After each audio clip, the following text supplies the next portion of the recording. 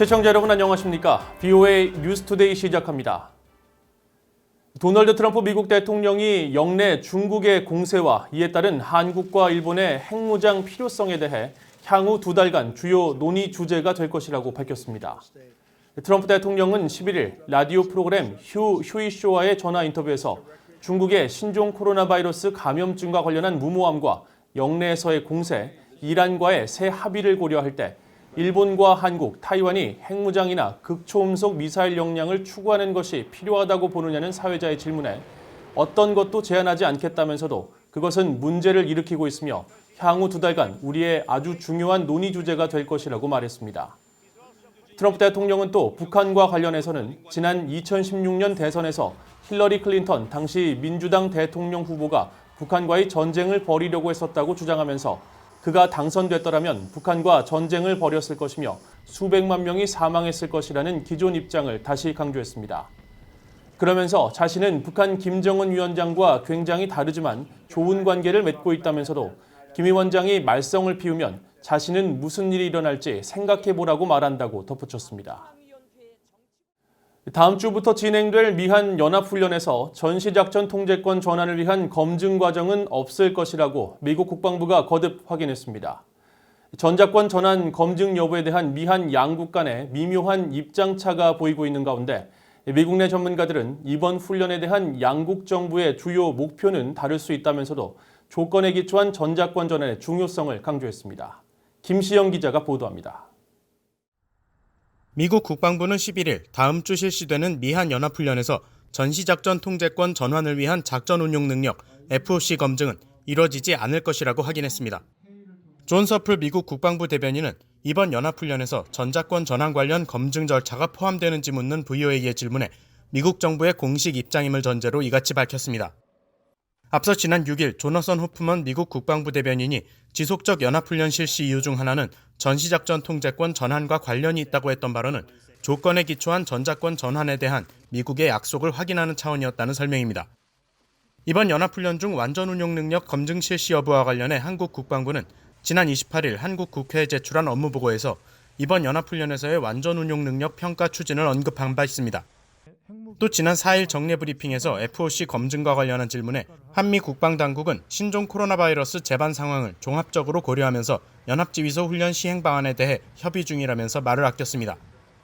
이와 관련해 한반도 전문가인 스캇 스나이더 미국 외교협회 국장은 한국군에 대한 작전 운용 능력 FOC 평가와 검증 연습은 전작권 전환의 필수적 중간 단계이지만 미국은 신종 코로나 바이러스 상황에서 한국군의 완전 운용 능력 검증보다 미한 연합방위 태세 유지에 더 높은 우선순위를 두는 것이라고 분석했습니다. 또 코로나 방역 차원에서 검증에 필요한 인력과 물자 등의 이동이 크게 제한된 만큼 이번 연합훈련은 완전 운용 능력을 검증할 만큼 큰 규모로 이루어지지 못할 것이라는 설명입니다. 브루스 클링너 헤리티지 재단 선임연구원도 신종 코로나 바이러스 상황에서 미국과 한국이 설정한 연합훈련의 주요 목표가 다른 점을 지적했습니다. The U.S. sees the primary purpose continues to be the maintaining allied readiness under difficult circumstances of having to curtail them either for diplomatic or medical reasons. The Moon administration is very eager to achieve OPCON transition during its tenure, even though both countries agreed that the transfer would be based on a conditions-based philosophy rather than timeline-based. 워싱턴의 민간단체인 카네기 국제평화재단의 케이트린 보토 아시아 프로그램 연구원은 시간의 문제일 뿐 전작권 전환은 미한 두 나라의 공통과제라고 설명했습니다. Although the Moon administration has focused so intensely on OPCON transfers, I think it's a major priority for the U.S. too. So I think it would be a mischaracterization to say that there's a big dispute between the U.S. and South Korea about whether to focus on readiness or OPCON transfer. I think it's a priority for both. 그동안 미국과 한국 측 모두 이번 훈련에서 전작권 전환에 초점을 두게 될 것이라고 밝혔던 만큼 가능한 이번 훈련을 안전하고 효율적으로 마치는 것이 우선이라는 설명입니다. VOA 뉴스 김시영입니다. 북한의 이번 여름 폭우 피해가 예년보다 심각할 수 있다는 전망 속에 북한의 수해 대응 체계가 열악해 피해가 더 크다는 지적이 나오고 있습니다. 기반시설 구축과 황폐화된 산림을 복원하는 등의 근본적인 문제를 해결하지 않고서는 수십 년째 반복되고 있는 홍수 피해를 줄일 수 없다는 지적이 나옵니다. 안소영 기자가 취재했습니다. 미국 민간 위성업체 플래넷 랩스가 포착한 지난 6일 북한의 곡창지대 황해남도 숙천군의 모습입니다. 일주일 동안 이어진 집중호우로 숙천군 일대 농경지가 온통 흙탕물에 뒤덮였습니다. 한 달 전 뚜렷하던 논밭 경계는 허물어졌습니다. 물이 없었던 남포의 마을에까지 물이 들어찼습니다.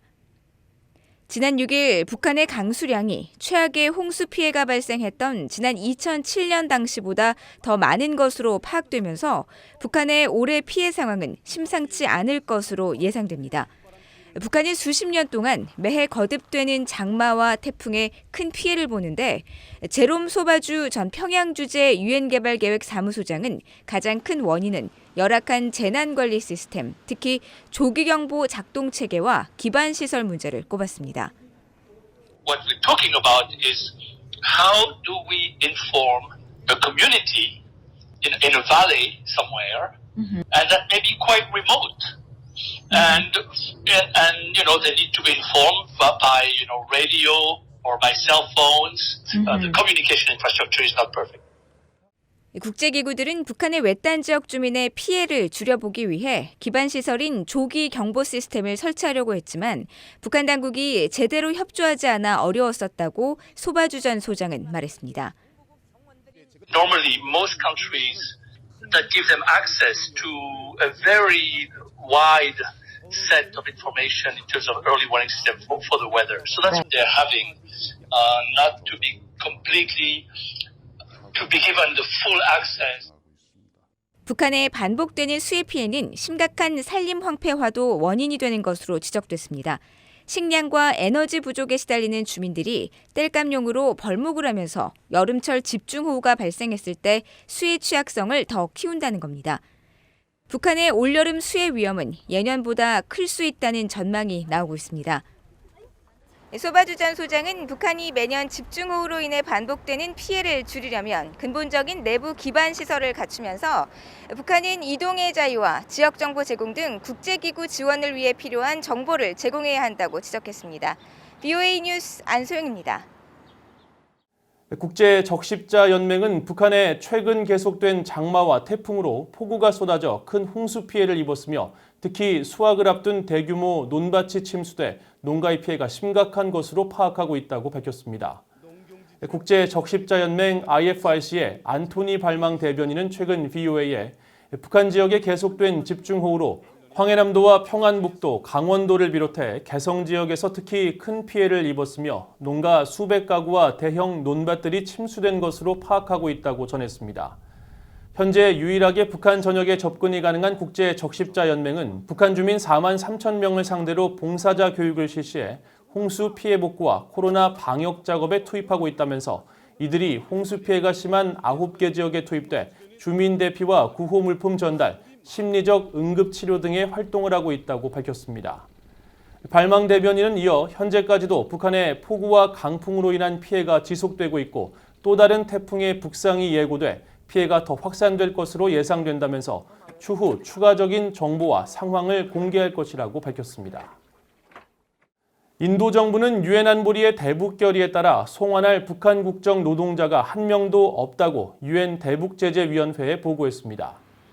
인도 정부는 지난달 22일 안보리 대북제재위원회에 제출해 이번 주 공개된 노동자 송환 최종 이행 보고서에서 인도 내무부 기록을 인용해 인도 내에서 취업 비자로 일하는 북한 국적자가 보고서 제출일 현재 한 명도 없다고 밝혔습니다. 인도 정부는 이어 대북결의 2397호 이행과 관련해 인도의 외국인 법 관련 규정에 따라 불법 체류 외국인을 확인해 추방할 수 있다는 점을 명시했습니다. 인도 정부는 지난해 8월 제출한 노동자 송환 이행 중간 보고서에서도 관할권 내 취업 비자를 소유한 북한 노동자가 한 명도 없다고 밝힌 바 있습니다. 유엔 안전보장이사회 대북제재위원회는 한국 경기도가 신청한 북한 농업 지원을 위한 온실 건설용 자재 등 36만 7,800여 달러 규모에 대한 제재 면제를 승인했다고 밝혔습니다.